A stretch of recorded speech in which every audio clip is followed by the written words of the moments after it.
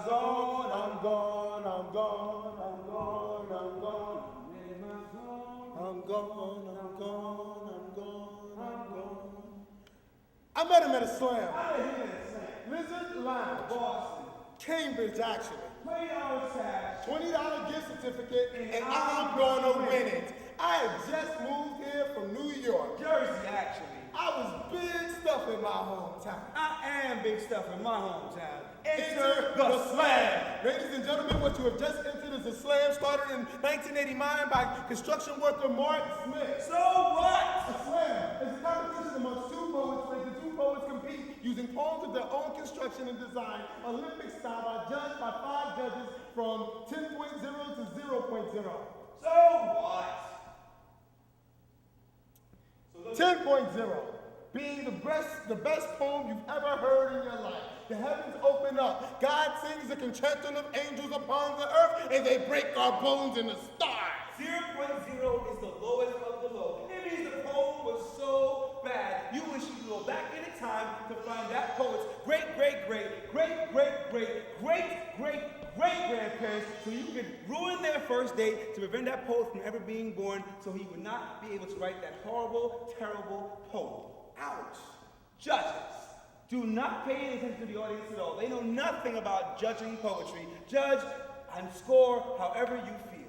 Audience, the judges know nothing about judging poetry. Influence the judges. If you don't like a poem, what are you going to do? Boo! And if you really like a poet, what are you going to do? Yay!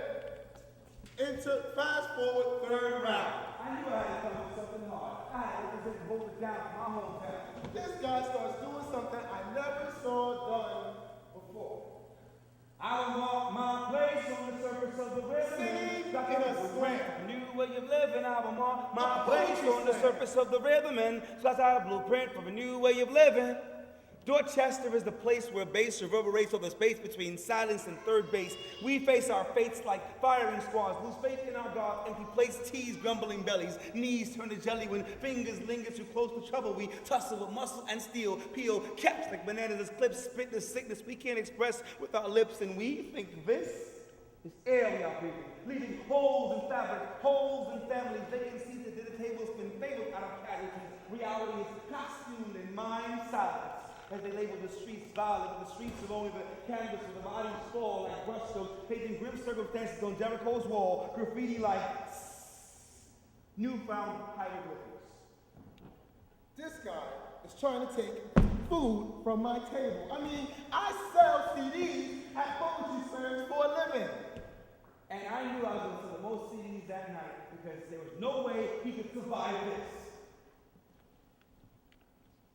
So I stand there, no longer wanting my mind in despair, no longer wishing to contemplate the complications confusing folks into believing they be free, no longer wanting to lay blame or waiting on reparations for slavery, no longer calling upon the names of ascended ancestors, no longer desensitizing minds to the African plight by prostituting our struggle because it's mentally detrimental. Nothing else matters. This must be for survival. Too many of my people look at my people as the cause of their downfall, as objects of rival. This plague is crossing tidal waves, watching skeletons of same perceptions out of conscious closets onto the asphalt shores of a keep it real ghetto reality.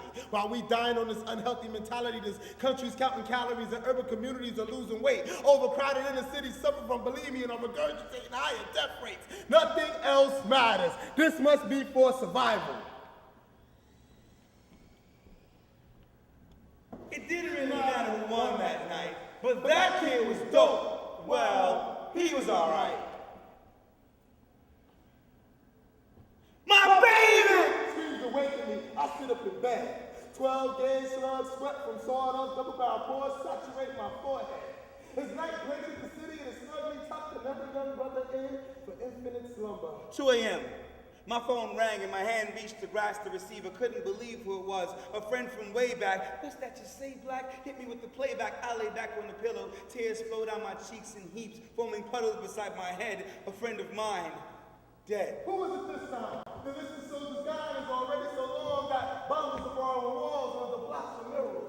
In my neighborhood, it's desensitized to funerals And man, I'm glad I got out of the game. I wake tonight's frightened out of a terrible sleep, contemplating the cause of our unbearable grief as we get herded like sheep in the seemingly green pastures where the pigs harass us and the government overtaxes us all backwards. And it hurts, but we would all rather cry later, wanting to get to laugh first. And man, I'm glad I got out the game. Co-operating in covert Operation Genocide. Code name? Get mine. The agenda was to bring my community down by spreading disease and getting high. The black curse is a thorn in our collective sides. We move around a lot, but go nowhere like the electric slide. We duck and hide from the future. Court cases are reopened, sutures on the flesh of the city. And man, I'm glad I got out the game. I just did a bid where an elder took me into my right to pass the positive change. Since I couldn't think past my vocab, broken language kept in slang. I, like my brothers on the corner, just wanted to hang. What a pity. Life is gritty like underpass and overhang. It was my dialect that kept me in chains. If you can't hang like a snail in the thin mucus trail of reality, you become an automatic casualty. I was a legacy to slavery, not because I wanted to be, but because that's what my thinking had made me.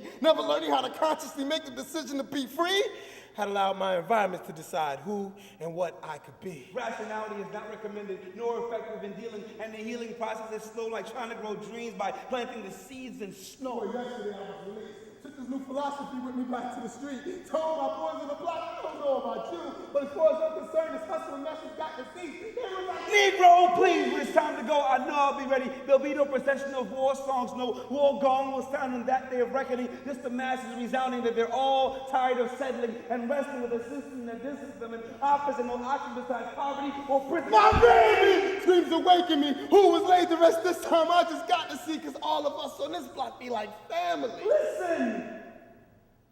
I can hear it now. Soldiers throwing down their guns, farmers throwing down the plow. It's now or never, or forever be damned. Bound by invisible chains in a strange and foreign land. As I make my way through the crowd, I notice the voice sounds vaguely familiar. I reach my hand to hang up the I phone. say to myself, man, this just cannot be. Blood still on the earpiece. Sprawls across the lifeless corpse in the middle of the street. I ponder my tear-soaked sheets. Where's not my baby? Was my mama. And I tell my man, The body she was holding. peace.